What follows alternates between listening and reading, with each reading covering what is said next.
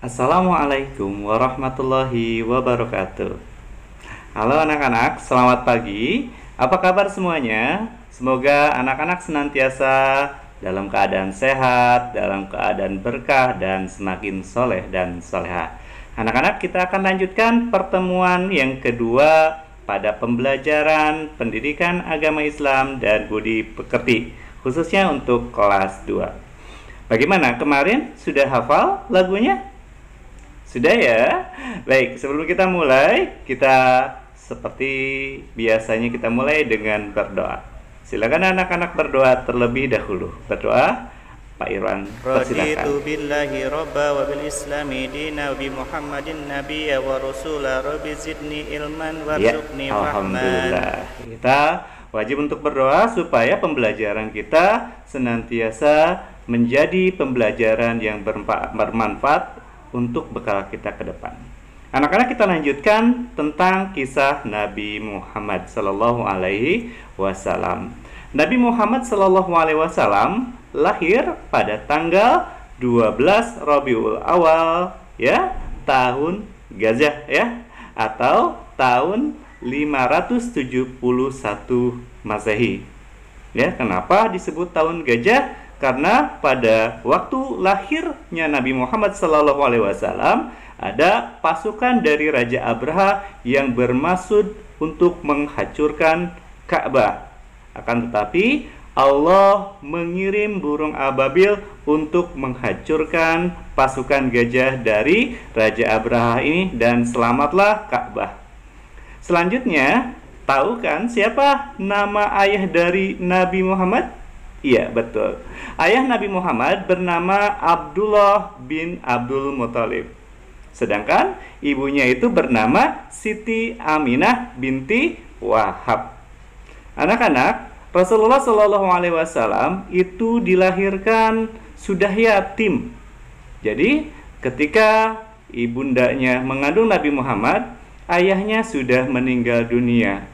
Dan Nabi Muhammad itu lahir di kota Mekah, ya, dan pada waktu itu kota Mekah itu sedang pada zaman jahiliyah, di mana banyak masyarakat pada waktu itu menyembah berhala, menyembah patung, ya. Nah, kebiasaan orang-orang Arab pada waktu itu, anak-anak itu akan dicarikan ibu persusuan. Jadi Nabi Muhammad pun mendapatkan seorang wanita yang diutus oleh Allah Subhanahu wa taala, yaitu yang bernama adalah Halimah Asy-Syadiyah. Ya, Halimah Asy-Syadiyah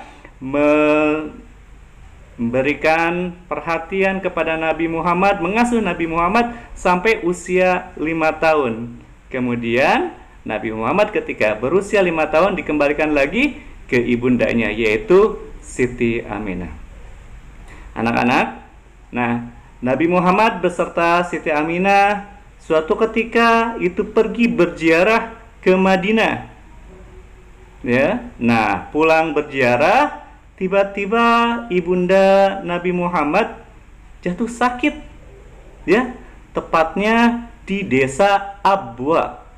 Dan ternyata takdir dari ibunda Nabi Muhammad, ibunda Siti Aminah ini meninggal di desa Abwa.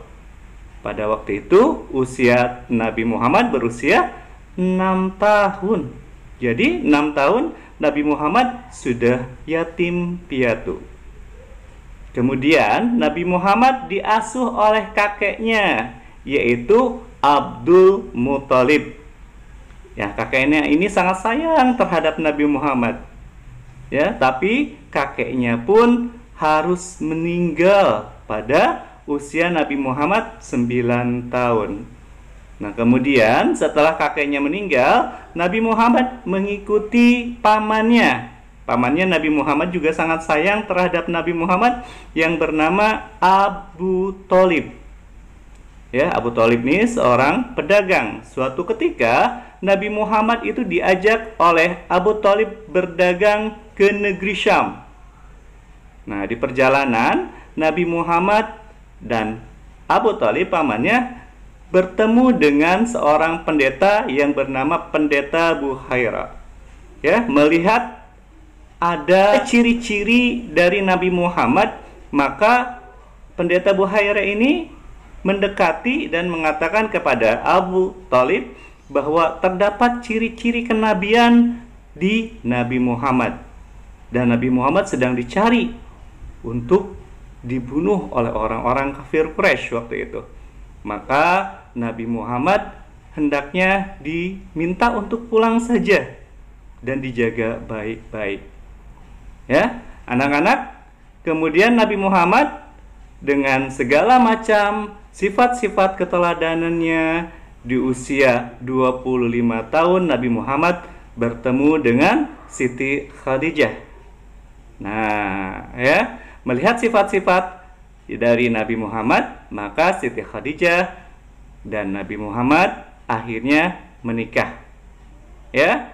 Nah, dan mereka hidup bahagia. Ada beberapa hal yang bisa kita pelajari, yang bisa kita teladani dari Nabi Muhammad. Nabi Muhammad ini kita sebut dengan uswatun hasanah. Apa itu uswatun hasanah? Uswatun hasanah adalah suri teladan atau contoh yang baik. Ada beberapa teladan dari Nabi Muhammad yang bisa kita ikuti. Antara lain yaitu sabar dalam menghadapi cobaan, jujur dalam perkataan dan perbuatan, suka menyantuni orang miskin, sopan dan santun dalam berbicara, serta mudah bergaul dengan orang lain. Ya. Nah, dalam Quran surat Al-Ahzab ayat 70 dikatakan, ya ayyuhalladzina amanu taqullaha wa qulu qawlan sadida, yang artinya, wahai orang-orang yang beriman, bertakwalah kepada Allah dan ucapkanlah perkataan yang benar. Ya, jadi kita diminta untuk bertakwa kepada Allah Subhanahu wa taala dan senantiasa menjaga kebenaran lisan kita dan perbuatan. Nah, bagi anak-anak yang kemarin sudah memiliki lembar tugas, ya, lembar tugasnya Anda bisa lihat di halaman 7. Ada aktivitas 3. Nah, aktivitas 3 ini kita samakan ya. Di situ ditanyakan al-amin. Ayo, ada yang tahu al-amin itu apa? Iya, al-amin adalah orang yang dapat dipercaya. Iya, ya. Kemudian Nabi Muhammad SAW adalah bagi umat manusia, iya, boleh uswatun hasanah, boleh juga suri teladan, boleh juga contoh yang baik. Selanjutnya nomor 3, Nabi Muhammad SAW ibunya bernama Siti Aminah. Bagus ya. Kemudian yang keempat, Nabi Muhammad SAW berdagang sampai ke negeri apa waktu itu yang bertemu dengan Pendeta Buhaira? Ke negeri Syam. Betul. Terakhir, Abdullah adalah nama titik-titik dari Nabi Muhammad. Iya, ayah atau bapaknya Nabi Muhammad. Alhamdulillah, anak-anak sudah sangat luar biasa. Nah, selanjutnya tugas anak-anak, berikut ada tugas yang harus Ananda tulis, Ananda isi, dan tetap Ananda menjaga perilaku seperti perilaku Rasulullah SAW. Terima kasih. Kita akhiri pertemuan ini dengan ucapan hamdalah. Alhamdulillahirrabbilalamin. Jaga kesehatan, terus semangat, dan patuh terhadap kedua orang tua. Makin saleh dan saleh. Assalamualaikum warahmatullahi wabarakatuh.